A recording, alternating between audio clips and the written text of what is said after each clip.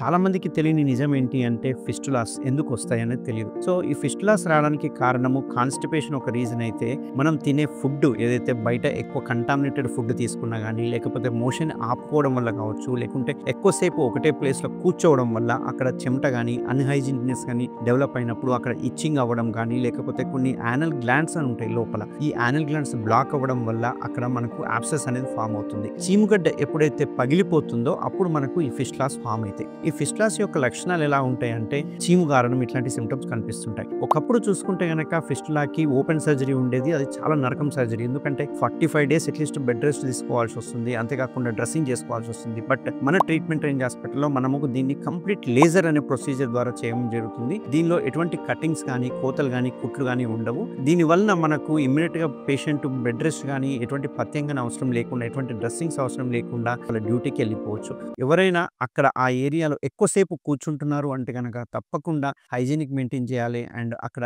గాలి ఆడేటట్టుగా వదులు దుస్తువులు అనేది ఏసుకోవాలి.